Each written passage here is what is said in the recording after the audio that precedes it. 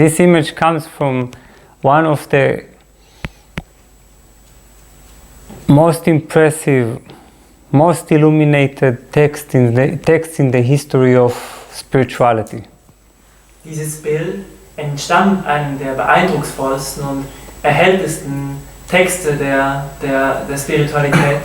It is Bhagavadgita. Aus der Bhagavadgita. What a story.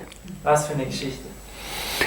What a strong image, a strong setting.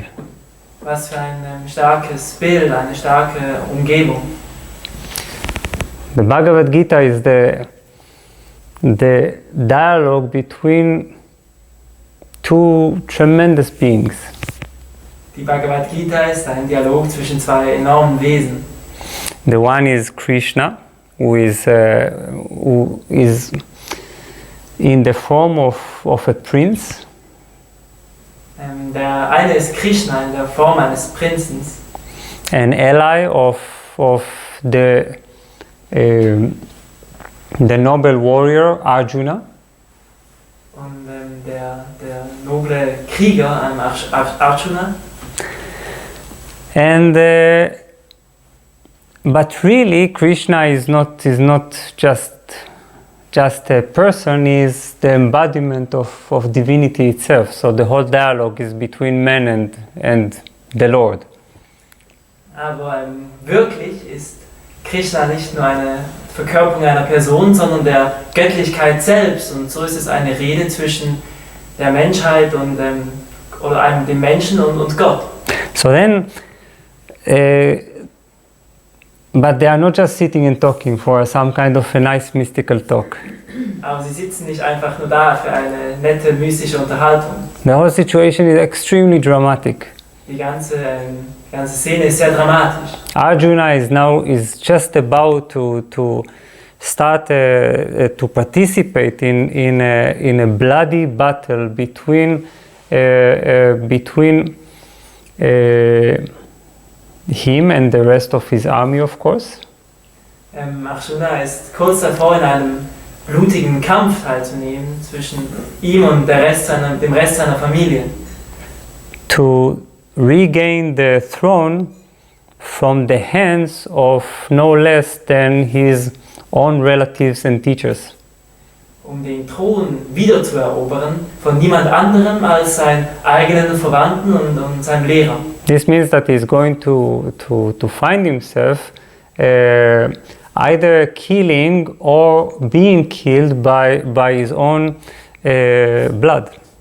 Was bedeutet, dass sich in einer Situation befindet, in welchem entweder von seinem Blut getötet wird oder es töten muss. Which surely you will agree that this is quite a cruel fate. Wo ihr sicherlich zustimmen würdet, was ein sehr grausames Schicksal ist. Arjuna doesn't want to enter the fight, of course. So will Arjuna den Kampf natürlich nicht betreten.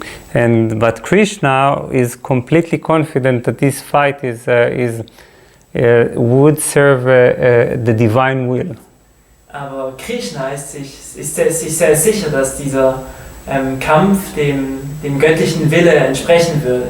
That it is exactly a part of the scheme of things, of the way things should be. Dass es ein Teil dessen ist, wie die Dinge sein sollten. And then this whole talk, of course, revolves around the battle, and from that they start discussing the whole topic of enlightenment.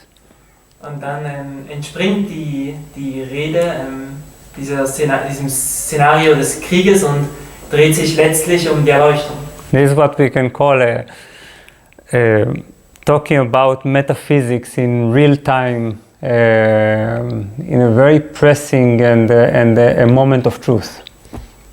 Was wir sehen können als das Sprechen über Metaphysik in einem Moment der Wahrheit. So then, in one of the most illuminating parts of the Bhagavad Gita, Krishna speaks about one beautiful point.